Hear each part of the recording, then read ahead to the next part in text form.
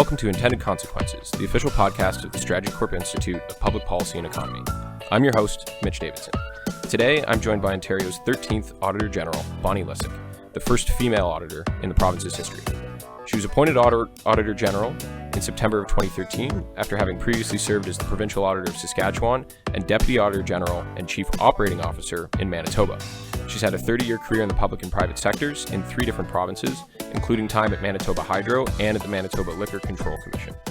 In her role now, she's a non-partisan officer of the Legislature, responsible for ensuring the province of Ontario, no matter who is in power, gets proper value for money that they spend. Did the program in question achieve the results it was designed to achieve? And did it cost more or less than it was supposed to cost? Over the years, the auditor has released audits on every aspect of the provincial books, including everything from the gas plant scandal to electricity to the Pan Am Games. Auditor, thank you for joining us today. Well, thank you for having me, Mitch. It's a real pleasure to have you on the podcast, and really excited to have a conversation about all sorts of things related to the provincial books. And I wanted to start a little chronologically with one of the first audits that you put out when you were appointed in the role.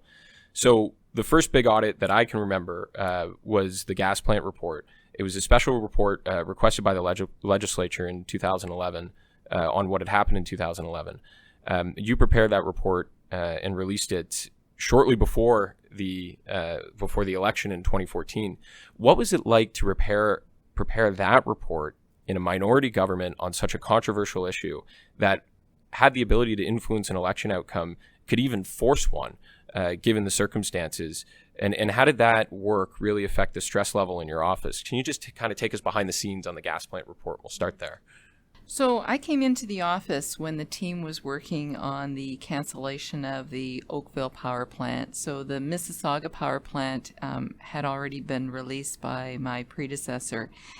So I joined the office at the beginning of September in 2013 and kind of jumped right into where that report was at and how it was being cleared, and worked with my team on clearing that. So working as a provincial auditor in Saskatchewan before I joined, I didn't actively follow Ontario politics. So I had to get quickly up to speed on the energy situation in Ontario. So I was truly focused on the subject of the audit, making sure the draft report and audit evidence I was reviewing was solid.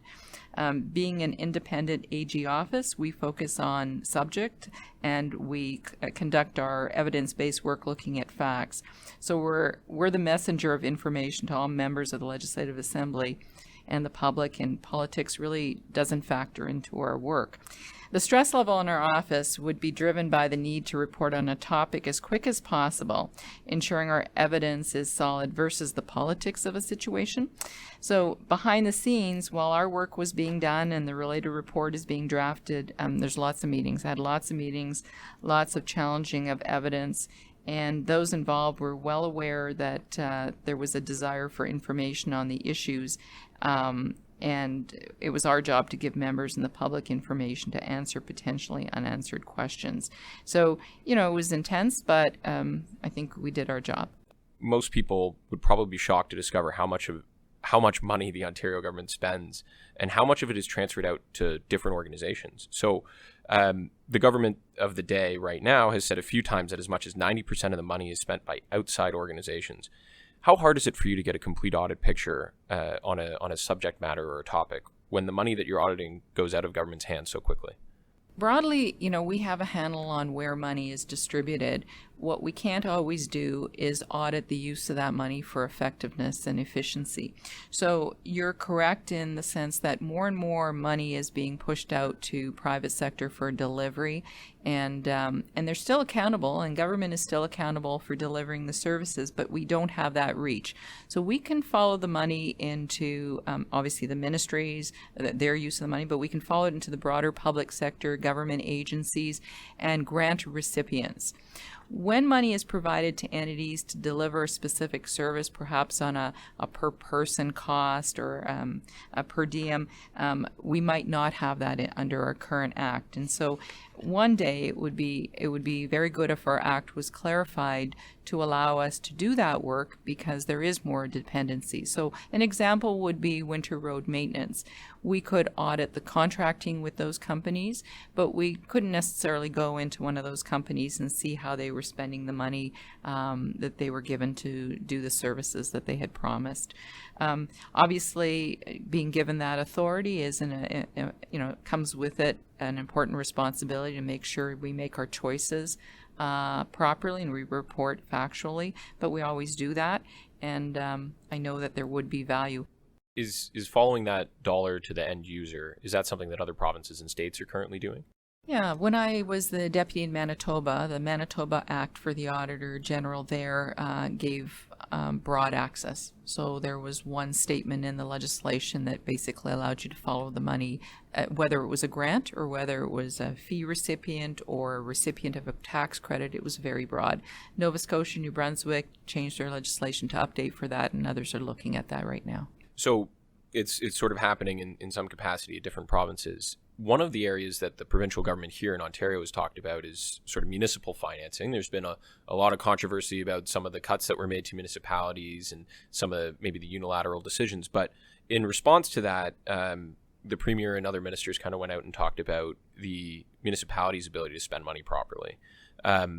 They even gave some money to municipalities to be able to hire companies to go in and look at their own books. Is that something that you see a value for the provincial auditor to have the ability to audit municipalities? What do you see as a future for municipal auditing in the province? Under our current act, when money is given to a municipality for a particular purpose, we can audit that they spent that money for that particular purpose, but we can't audit whether that money was spent well and whether they took into account the value for money of how they use that money. Now, Toronto and Ottawa have very strong municipal auditor general's offices, but there are other municipalities in Ontario that don't have access to an auditor general type function. Either a council doesn't have anyone to ask, or citizens don't have anyone to ask. And so there is a void in Ontario for people who want an audit done. There's no one to go to. So in that case, yes, I think our office is positioned to be able to do that type of service if we were asked to do it. Alternatively, and this is a government policy decision, there could be a separate AG of municipalities overall that could be there in case there are issues that need to be dealt with that no one has jurisdiction to attend to. The first part of the conversation here is sort of more about the background of the office and what the day-to-day roles are. It sets us up well for talking about some more of the pressing issues or immediate issues that are confronting Ontario politics, the auditor's office, auditing in general. So I want to transition more to some of those, and the first one being partisan advertisements. So the previous government had taken away your ability to block ads that were deemed partisan under your legislation, but they still forced you to review the ads even though you couldn't veto them. The Ford government had promised in the election to give you back that veto power, but is still yet to do so almost 2 years into the mandate. You've stated before that you don't mind having this duty removed completely. Can you just explain your views on that topic, and if you think someone should take on that role, perhaps not your office, and just sort of your views on the future of the partisan ad situation? Yeah, I think the history is important, because I think understanding the history understands why we still raise in the media if there's an ad out and we think that it wouldn't pass under the previous legislation. The authority to review the ads for partisan advertising was given to the office in 2004, and that was a work together process. I think it was an election promise at that time, but our office worked together with the crafters of the legislation to make sure that the office would retain discretion in approving ads. And the discretion would mean defining partisanship. And that was really important, because as an independent office, we can't be seen as being providing an opinion that would be interpreted as being partisan. So that was a condition of us accepting that work in the office. And the Act did serve its purpose in saving taxpayers money from partisan ads for many years, and only really 1% of the ads submitted to our office were rejected. So not very many people abided by the interpretation of partisanship. The change that was made 5 years ago removed the discretion in approving ads, and it really made our office a rubber stamp for ads, even if we would have considered them partisan. So ads can now only be rejected if they have a prominent color of the ruling party, if they don't say paid for by the government of Ontario, and if they have a photo or voice of the premier or minister in the ad. So we can now be indirectly associated with partisan ads because the public impression would be that we approved those ads. So we basically perform an administrative paperwork process right now and provide limited value when ads are partisan. Other than, I receive a call and I'm asked the question from the media, would you consider these partisan under the old legislation? And I respond in some cases yes, in some cases no. So in this case, if the act remains as is, it is better served through a ministry, or if the previous act was reinstated, then in that case it would still fit with our office because there is a proven fit for us doing the work. But as it stands today with the legislation that is in place, I do think that if it stays like that, it should be another party doing the ad review. It kind of put you in advertising purgatory. Right? Well, again, it uses our office, which is one that the public trust, in a way that when it takes away the discretion could make us look political. So, I think it's a fascinating point about the need for the office to maintain its independence and nonpartisanship at all times, no matter what the situation. And in doing that, one of the things that's always struck me as a former political staffer was how much was released on any given date, especially in your annual report. So not only do you do an extensive number of audit chapters per year, you also conduct follow-up reports on the progress from the audits in the years before. You also prepare pre-election financial reports. You sign off on hundreds of agencies and boards' financial statements every year. There was something like 19 report chapters in total this year. I remember photos of you literally carrying 6, 7, 8 different binders into the media studio for your press conference. Is that too much to ask of your office to release all on one date? And what is your opinion on sort of breaking out some of those obligations into maybe multiple release dates so that they get some of the attention that they deserve with the work that goes into them? We typically issue about 13 value for money audits a year. In this case, we did issue about 19, and then we had some other projects reported. So it was a lot of information for the legislature and for the media and for the public to receive at one point in time. There's two sides to this. I mean, one is it's an event in the legislature. I've come to realize when I came to Ontario, it was a pretty big day, and people were wanting to hear what we were reporting. So there's a historic practice that it's sometimes hard to change.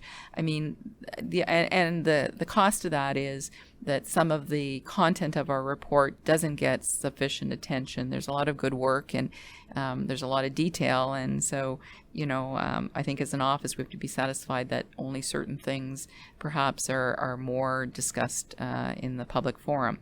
But the other side of it is if we could issue our reports individually, they likely would, to your point, get more attention and perhaps there'd be more discussion around the content. It also helps our workload if we could spread our reports out. Right now in our legislation, it asks us to report annually. We're looking at that. We might do Volume 1 and Volume 2 this year, where Volume 1 is our follow-ups and Volume 2 is the rest of our work. And those may be at different dates. So we're looking at that. I feel that we need a little bit more wording in our act to clearly indicate that we could report throughout the year at any time. But I think this is something that as an executive in my office we're thinking about. We look at the practices across Canada. Other officers do report more frequently than the once a year. So there are pros and cons that we're considering today. And on that, one of the things I mentioned that the office does is signs off on agencies and boards' financial statements, of which there are lots of agencies and boards, literally in the hundreds. If the numbers don't add up, your auditors can go deeper and conduct additional procedures, and if necessary, even forensic investigations occur to examine any alleged or potential wrongdoing or mistakes. In today's day and age, it's getting easier and easier to hide violations in numbers. Do you think it's important to continually enhance the skills and tools of your financial auditors and even build more of sort of a forensic audit division to dive deeper into those types of agencies and boards that are removed from government? Yeah, we conduct financial statement audits in many of the entities in the public sector, and we audit according to generally accepted auditing standards and two accounting principles. Sometimes when we see issues, we do expand our work, and our auditors are constantly updating their professional skills, and I do believe we are very strong in public sector auditing.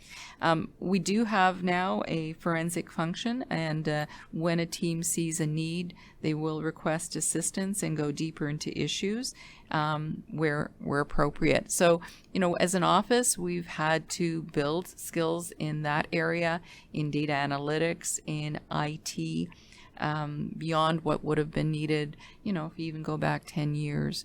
But the world's changing, and you need to make sure that as an office of the legislature, we're changing, keeping up with the times, and making sure that our work is fulsome and we're reporting accurately to the legislature. And I asked that question because it brings me to the Fair Hydro Plan. I have to imagine that would have been a case where more forensic auditing, either powers or teams, would have been helpful. Essentially, the Fair Hydro Plan being the government of the day's attempt to put a fund off book so that they could lower hydro rates without it impacting the deficit. What was your first reaction when you heard the government's announcement of the Fair Hydro Plan? And were you consulted in advance or surprised by it? When we first heard the announcement of the Fair Hydro Plan, we didn't think too much of it, didn't have too many initial concerns, because our reaction was, whoa, the government's financial statements are going to take quite a hit, because there was no rate-regulated process behind this decision. And as accountants, we know without a rate-regulated process and a government making a policy decision, that cost hits their bottom line. So initially we just assumed that was what was going to happen. We did reach out and ask for information about how the accounting would be treated, and we're told that they were still working on that. So no, you're right, we weren't consulted on accounting. In fact, like I said, we tried to engage in conversations, and we're told that it was still being worked on. So the Fair Hydro Plan, just in terms of the magnitude for listeners, is several $1 billion a year, as much as $4 or $5 billion a year. And in this case, when they created this off-book vehicle to make sure that it wasn't part of the deficit number, they used outside auditors to attempt to build that case for why their accounting treatment was legal or above board. How dangerous of a precedence does that set when a government can just use an outside body anytime that it disagrees with an independent, nonpartisan officer of the legislature? Yeah, I think number one is, this is why we're created. We were created to be the auditors of the government and to keep the government honest and report to the legislature what we found in that regard. And in terms of administrative procedures, there's more to that. But firstly, I guess there was no conversation, like I mentioned, on the accounting before they hired an outside firm even. So we had no ability to even work with the outside firm to discuss this issue. Administration within the government was assuming that when we found out about what they were planning, that there was likely the risk that we would disagree. And so they were drafting legislation to legislate the accounting treatment they wanted. Their outside advisor knew that there was no rate-regulated accounting process to support the accounting treatment, and that the government would have to create the legislation. And I think more from an optics perspective. So we audit compliance in the accounting area to public sector accounting standards, and those are set by our profession, so that when you look at numbers, you know that 1 + 1 = 2. If we audited to legislation, like the government in that case had legislated certain accounting, it's possible that 1 + 1 could equal 3. And so that situation is not healthy. The Fair Hydro Plan put everybody in a difficult situation, the the firms that were involved, ourselves. Again, our job is to be the watchdog and to only sign off on the government statements when they are reasonable and prepared in accordance with public sector accounting standards. So that situation was unusual. Again, the other side of this is the use of external firms to be used as a defense against our office is an inappropriate, puts everybody in an inappropriate situation. So at the end of the day, you had the situation where the Auditor General's office had an opinion on the financial statements and on the books, and the government had a different one. And normally you sign off on the public accounts every year and verify that the numbers are correct. And in this situation, there was a disagreement, so that wasn't going to happen until the situation could be resolved. There were rumors at the time that the government even released the public accounts without telling you that they were doing so. Is that true? And if so, had you ever heard of that happening before to a provincial auditor? No, I'd never heard of this happening before as a provincial auditor. I've been working in the field for 20 years. It was very unusual. So it's interesting. We had a meeting with the Deputy Minister of Finance, Deputy Minister of Treasury Board, Minister of Finance, Minister of Treasury Board that same morning. And we were still discussing the accounting issue, and we were discussing the financial statements. And so we went back to our office with the impression we were going to get another set of draft statements to look at, because they weren't quite finished either at the time. Some of the notes needed changing. And so I think I got a call about a couple of minutes before the press conference saying this was happening. And I remember going, I can't believe this is happening. So, for whatever reason, I think maybe in an attempt to undermine our office and our position on the accounting issue, the government released the public accounts without the first time in the history of Ontario, probably the first time in the history of Canada, without an auditor's opinion on it. I think we were shocked, we were disappointed, and I don't think it helped serve any purpose other than confusing the public on our role, but more importantly on what the accurate financial figures were for the province of Ontario at that time. So the Fair Hydro Plan since has been put on the books in a treatment that is in coordination with the office here. But that's not the only accounting dispute that existed.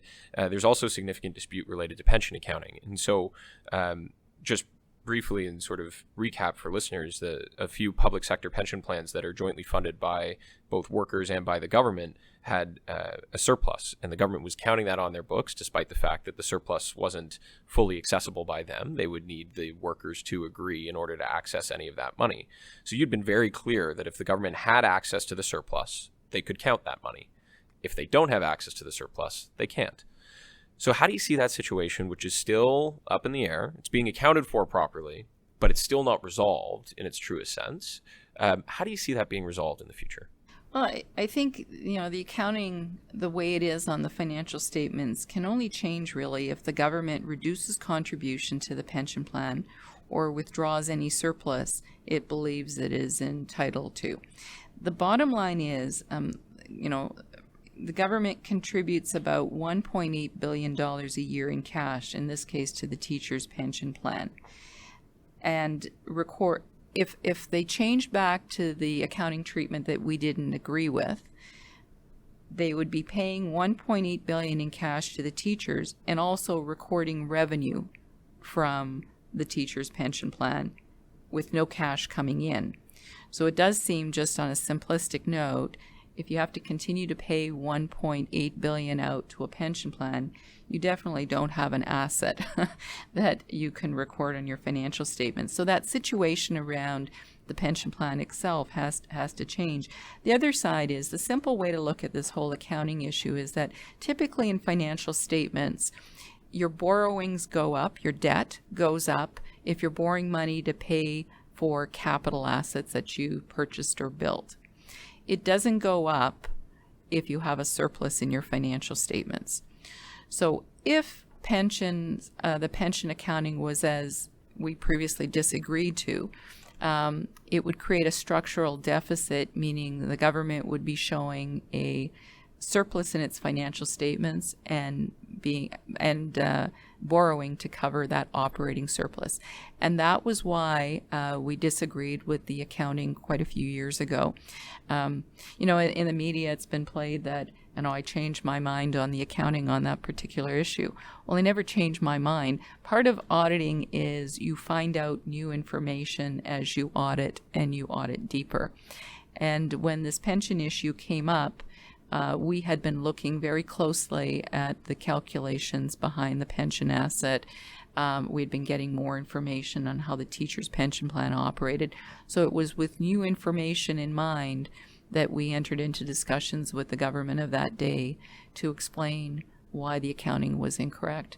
The other side is our accounting is exactly the same as the accounting that is used for TTC at the City of Toronto and pension plan in British Columbia, which at the time we made our decisions were the only two others in Canada that had surpluses. So this situation really, again, to your initial question, would get resolved if the circumstances change around the pension plan itself. So the combination of the Fair Hydro Plan and the pension dispute created a lot of uncertainty with the provincial books. Was there a deficit? Were the books balanced? What was the real situation? So when the Ford government was elected, they brought in an independent financial commission of inquiry.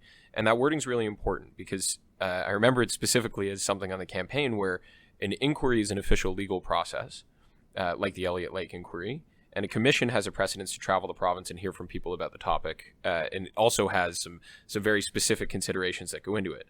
So this was both an inquiry and a commission, and therefore at the same time was also neither of those things. So it was kind of unclear as to what an inquiry of commission, or commission of inquiry rather, was. Were you concerned that this was just another set of independent auditors coming in to give an opinion on the books? I wouldn't say I was concerned or my team was concerned. I would say that we understood that in a situation where there is a new government would want to do their own homework on what had been such a public issue. So we provided information as part of that process, and we remain confident in our position. And so one of the things that came out of that was the $15 billion figure. It's been thrown around a lot that maybe the $15 billion deficit was never actually the deficit. Maybe it was the deficit. It certainly changed shortly thereafter. What's your opinion on the $15 billion? Can you just speak to that a little bit? We had done the pre-election report, and it was the report on the budget that was issued by the then government before the election.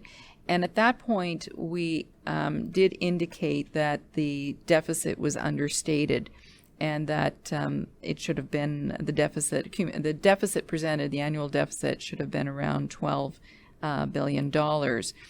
So the change that happened to the 15, making it 15 billion later, there was a time spread. So and there were other things that were taken into account that was new information.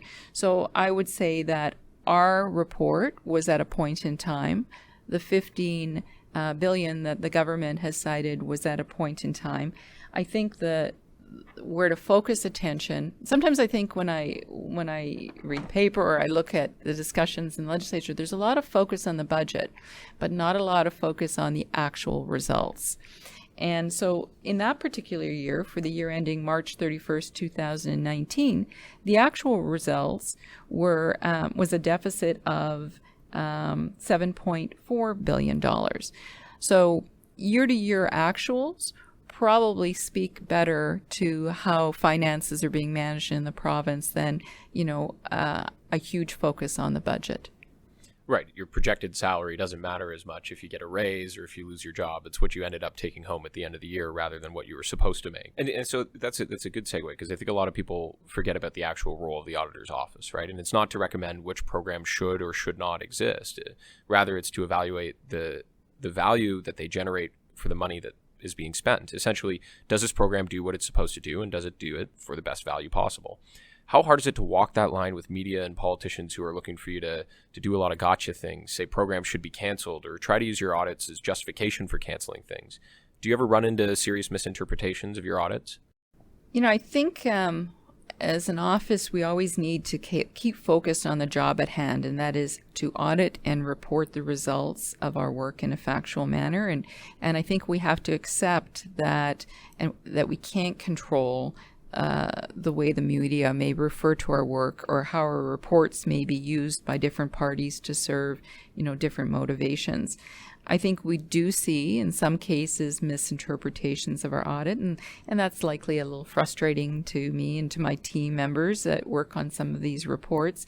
Sometimes this takes away from key issues that are being raised, and more time is spent maybe on discussing things that, in the long term, don't serve the public as well. But generally, I don't want to, I'd say that our reports are reported on in a constructive manner. I found this year, for instance, was a very good year for just getting the facts out on our reports. And I think my teams in the office were very satisfied with the reporting around the work we've done this year. And one of the things that was new this year, as per a government policy decision previously, was the Environmental Commissioner's Office had been folded into your office, and their responsibilities added to your responsibilities. That decision drew a lot of criticism when the government made it, but with the release of your annual report this year, it seemed the report on the government's environment plan got a lot of attention and really resonated with the media and with the public. So just wondering, from your perspective, how has that worked out so far, and what additional rigor has your team been able to bring to the environmental file in the province? Yeah, I'd say it has worked out very well. I mean, we've, as an office of the Auditor General, we've been doing and issuing environmental audit reports for many years: source water protection, environmental assessment, environmental approval process. So we viewed this as sort of a natural fit.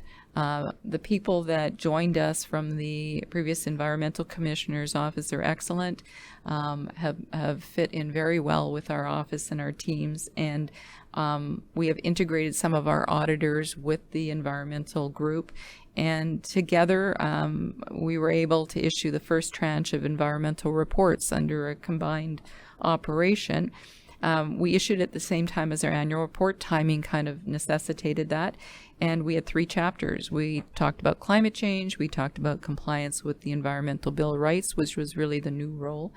And we provided a summary of environmental issues that affect Ontario's land, water, air, and natural resources, and basically as a segue into the areas that we could look at in the future. And so now, with the team of professionals in our office that are technical experts and our expertise in auditing, I think we can go forward serving Ontario really well in this area. And I think we met with the stakeholders, the environmental stakeholders, and the response to us with this new role has been positive. I mean, I talked to one person the other day, and their comment to me was, if the environment could get as much discussion as the finances do in Ontario, then we're happy with with this function being positioned in the Office of the Auditor General. The other thing is the teams enjoy the fact that we have a broad access to information, and so they have the ability now, which they didn't have under the Environmental Commissioner, to access more information. And they also have the ability to travel and get an actual feel for how services are being delivered in the area of the environment throughout Ontario. So as we approach the end of the podcast and the conversation, I wanted to ask you a couple quicker hits. What's one of the most surprising things that you've come across in doing these audits in Ontario? The most surprising thing, I don't mean to go back to this, but probably was the Fair Hydro Plan. Okay, for a non-VFM audit, because I think the intentional hiding of information from us from, at that point, the Controller's Office, the Ministry of Energy, and others, I think was shocking. I think it was really shocking, and something that I hadn't seen ever before. So that was an interesting audit issue to be addressed and to overcome. And we were experiencing a lot of pressure from many sides on that particular issue. So that was probably the most surprising thing. If you had to give a grade, generally speaking, in your time here, regardless of partisan stripe, about how the government spends money, do you think that they do that in a fairly good manner, or governments have a tendency to be a little bit wasteful in the way that they spend dollars on a value for money basis? I operate with the belief that we're all here to do the right thing, and that means all people are trying to deliver services to the public in an efficient and effective and transparent manner. And I don't see intentions. I really don't see a lot of intentions to be reckless with public monies. Having said that, decisions in the public sector involve very large programs that have a lot of money spent on them, and there are a lot of changes happening in our environment. And so sometimes information that's provided to those decision makers might not be as good as it could be to make sure that the decisions are, I'm going to say, the right ones. Decisions that are made by deputy ministers, by ministers, are only made if all the information is available, the best information is available, and the public is only served. I do see, I have to say, recommendations that we've issued. The pickup rate on the recommendations for many years was not moving. I do see that there is a lot more emphasis in the last little while for addressing our recommendations, which I see as very positive. For instance, Ontario Works and ODSP have been programs that we've reported on as an office for many years, and there are significant value for money issues and opportunities for improvement, and I do believe those programs are currently being addressed. So I think a focus on VFM is important for all legislators to ensure that services and programs are delivered efficiently and effectively.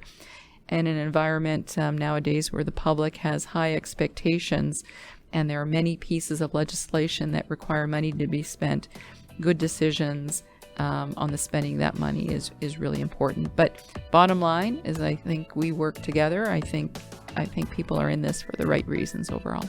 Well, it's good to hear you talk about the fact that the recommendations are being picked up better, because I think most Ontarians would agree or would expect that government's going to make mistakes. They don't necessarily expect government's going to fix them. So knowing that they're doing that is a positive step. So with that, we've reached the end of the conversation. So I just really want to thank you for taking the time and coming in today and doing this. Thank you very much.